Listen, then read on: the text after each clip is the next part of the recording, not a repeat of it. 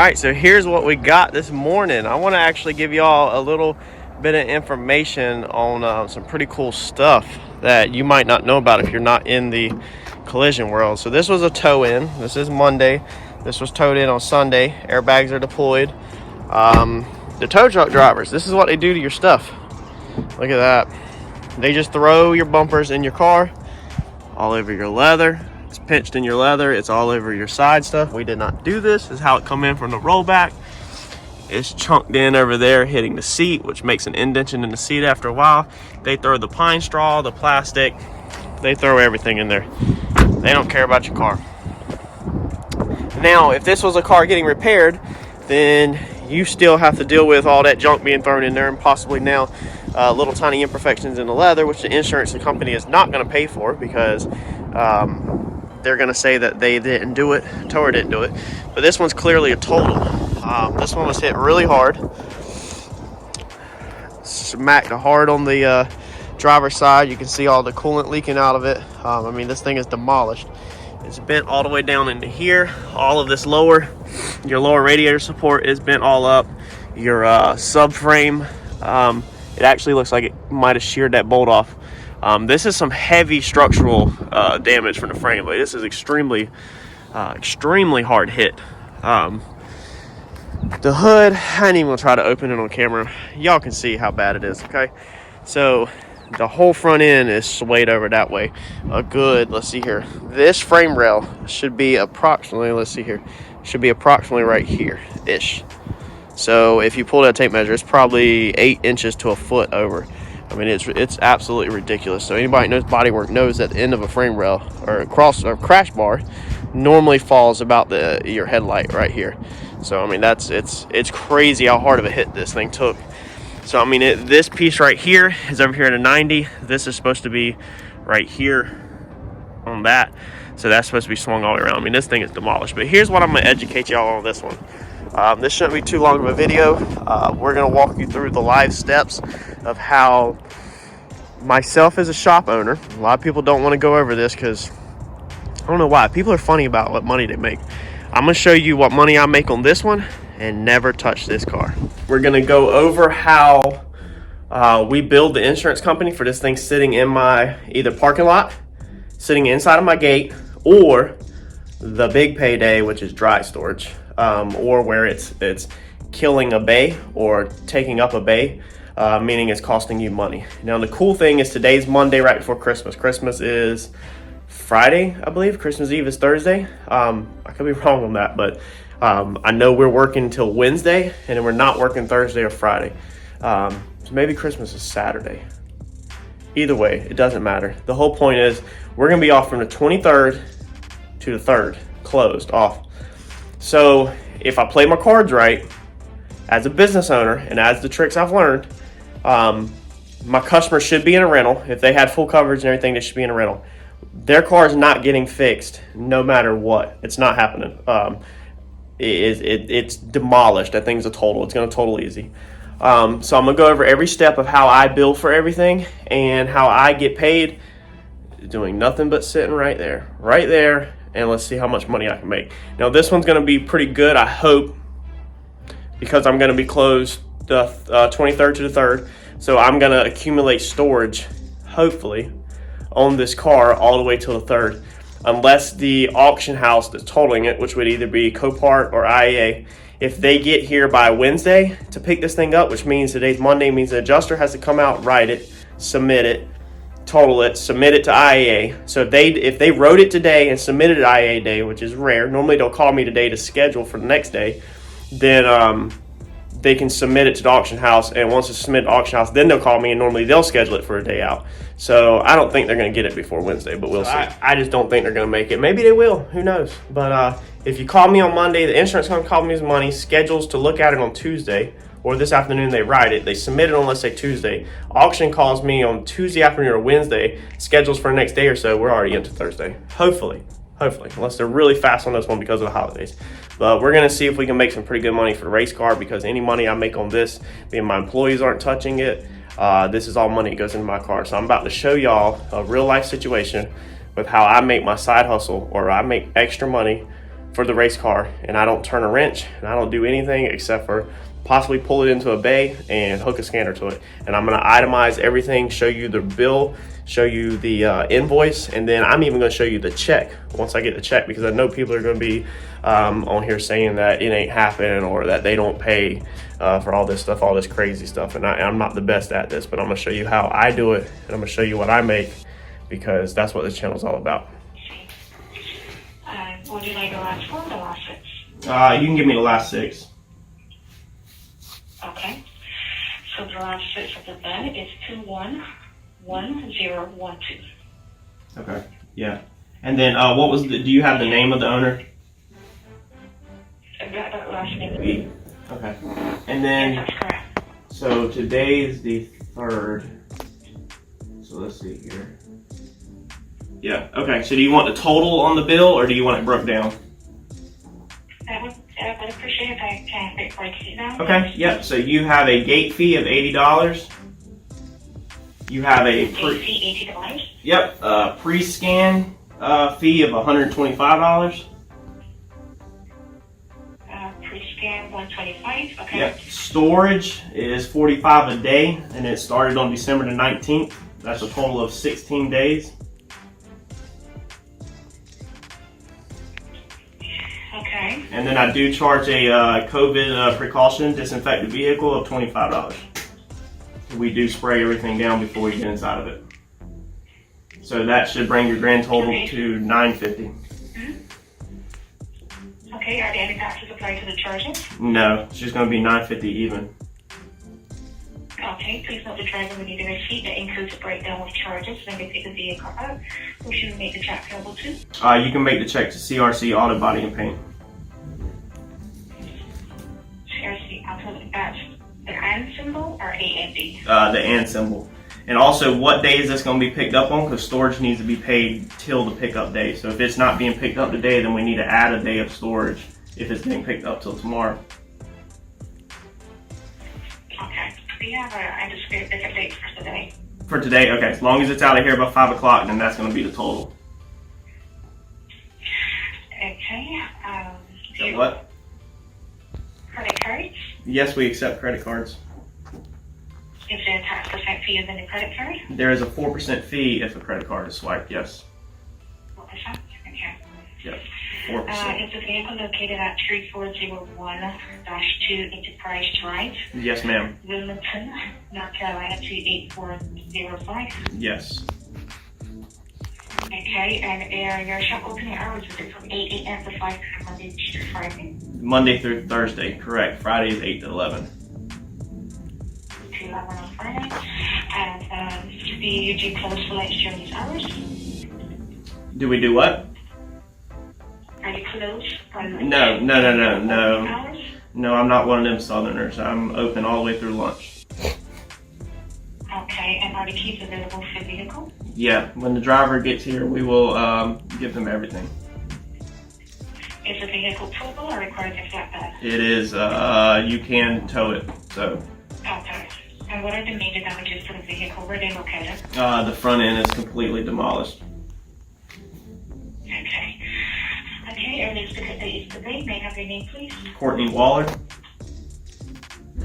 Courtney, is that? Yep, Courtney Waller. Thank you for your time, Courtney. Pickup will occur as soon as possible. Enjoy the rest of your day. Thank you. Bye-bye. You're welcome. Bye-bye.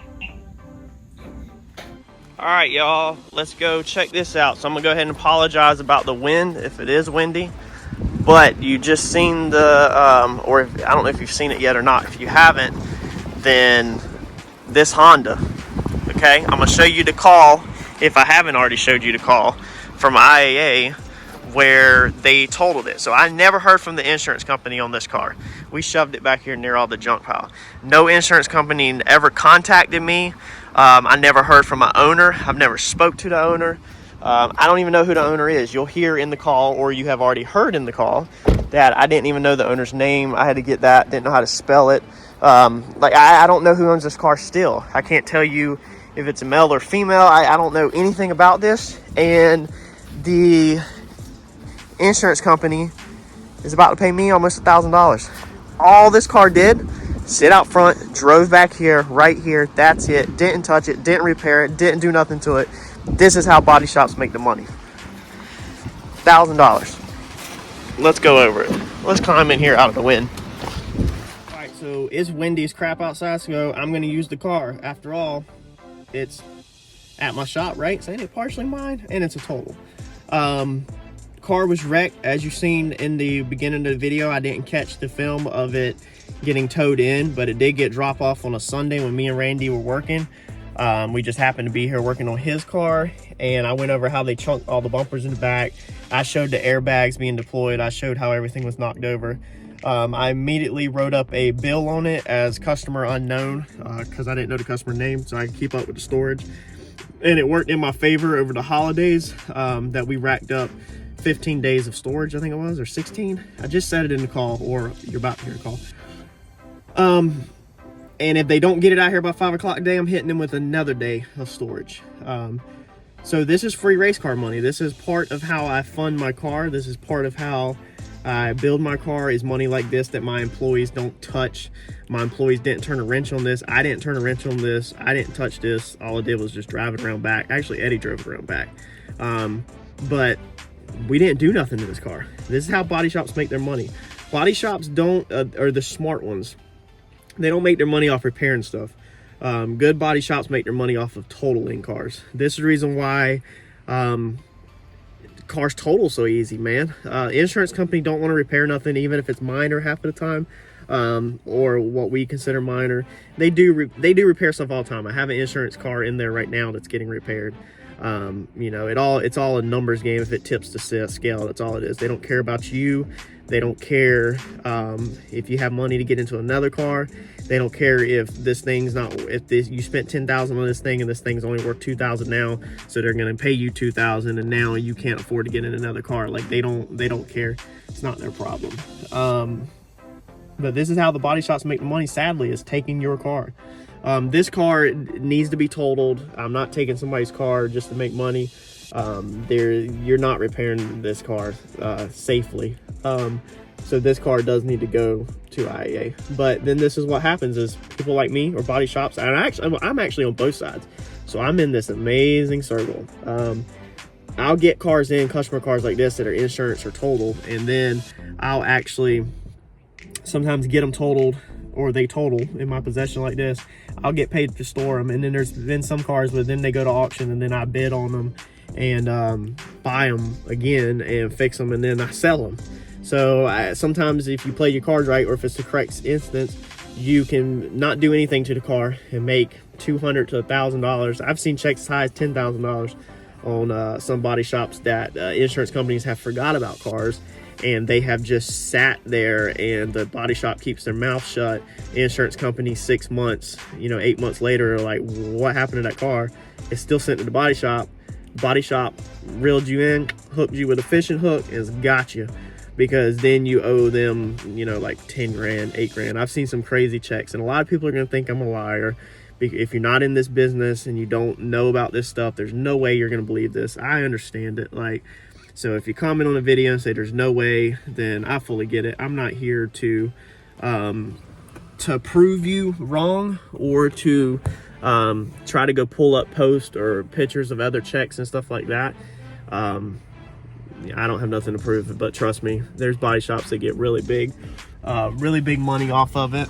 But yeah, that's how this part of this business works. That's how you can make money tolling a car if you're a body shop owner and not do anything. I don't do a ton of them because I do all of my flip cars. A lot of my income is off my flip cars. But when these like this come through here, it's a pretty sweet opportunity to get, $3,000 that you didn't have to work for, you didn't have to clock in on, you didn't have to turn a wrench on, and be able to just take that check and put it straight into the race car. So I was in one time where if somebody told me they made $1,000 and didn't do nothing, I'm gonna be like, what? Like, how did you do that? So I just wanted to share it, and I wanted to share the real numbers so that you would understand that I'm not lying. I'm not marking nothing up. You heard the phone call with the IAA person that's gonna come pick it up. So basically, when they total one, the insurance company calls IAA and says, hey, this car's totaled, you need to get it out of the body shop. IAA or Copart, both of them. They call the body shop. They say, hey, what are your charges, as you heard on the phone call. We tell them our charges. IAA writes us a check, pays us, and then IAA turns that into the insurance company, and then the insurance company pays IAA. So we're never actually paid directly from the insurance company on a total. It's always IAA that pays us directly on a total. But that's how you make the money. So I'm gonna keep showing y'all some of the stuff that the other people won't show y'all. I'll keep admitting to y'all stuff that the other places and the other shops won't admit, and I'll keep filling you in on things that other people don't even want you to know exist. That way, you know, I want y'all to know this is a pretty cool world to live in, and this is not how I make all my money, so I don't have a reputation to uphold. I don't even have a customer reputation to uphold, because a lot of my own work is generated off of my flip cars. So I can pretty much share what I want, and I don't have to worry about anybody getting pissed off, because I don't care.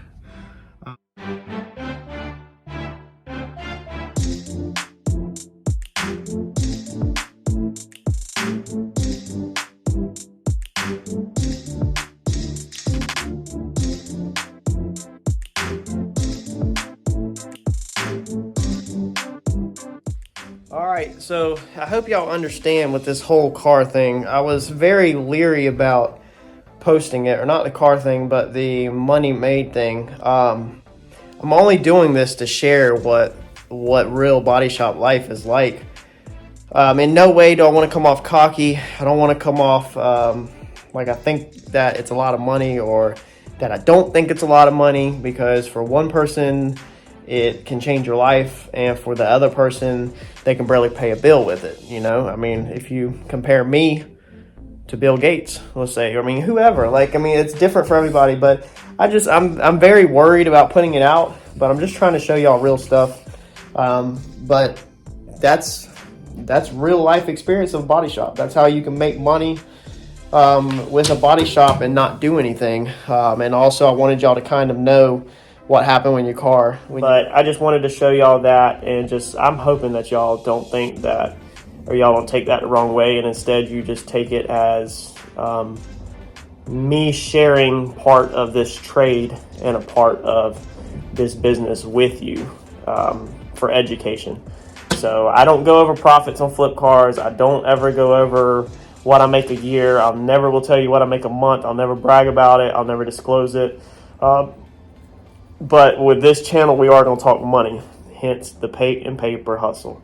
So there is going to be money topics on this channel, but by no means is it ever going to have a value to the money, whether I think it's a lot or whether I don't think it's a lot. It's always just going to be factual based. And for this example, like I said, you can make $125 on a total as a body shop, or you can make $10,000 on a total. So the tower that actually come picked it up said that they just paid a $7,200 storage bill on one for 3 days the other day. And I actually messed up. Let me show you how.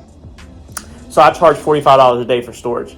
I should have put it inside on my frame rack, and then I could have charged dry storage for $60. And then also, when IAA called me this morning, I shouldn't have released it. So I should have told them that I haven't spoke to the customer, and I don't have a customer release, and that the customer needs to contact me first, and then we can schedule it for next day pickup. What that would have done was that would have gave me another day of storage, technically another $45 of storage. So I could have pushed it back a day. But I was talking with the wife who used to work at IAA. That's where I met her. She has a tremendous background in salvage title and stuff like that, you know, and paying out shops and stuff. So she was like, you shouldn't have released it. You should have scheduled out another day. My fault. I'm still learning. If y'all stay in this channel long term, you're going to see me learn a lot over the period of time. And then the tower that come and picked it up, he was like, dude, you should have told them it was dry storage. I mean, nobody even come by and checked on the vehicle. You know, they want to know if it was dry storage or not dry storage. And then even if it was dry storage, when the tow truck come, you know, the polite thing to do is to pull it outside for them. So I should have told them this morning that it wasn't released yet. It'd probably be tomorrow. I need the owner to contact me, and that it was dry storage for $60 a day. So, you know, even at $60 a day, you know, for 15 days, 16, 17 days, do the math on it. And the tower actually said that he knows of one shop in Wilmington that's charging $100 a day for dry storage. So 15 days at $100 a day, there would have been $1,500 for nothing but storage. So as you can see, this $950 that's my storage and fees. That ain't nothing standing up against the shop down the road that is charging $100 a day dry storage. They're raking it in. And there is another big shop that's using the COVID-19 precautions, charging for the wipe down and desanitizing everything. But a lot of shops don't do that. Actually, a lot of shops, surprisingly, are just leaving that $25 on the table. I'm not trying to leave nothing on the table. I'm trying to learn and grow. So anyway, like, comment, subscribe. Hopefully you didn't take this one wrong. Hopefully you took it as an educational thing and an eye opener, and just a little inside information, which is what I'm trying to do with this channel. And hopefully you enjoyed it. I'm out.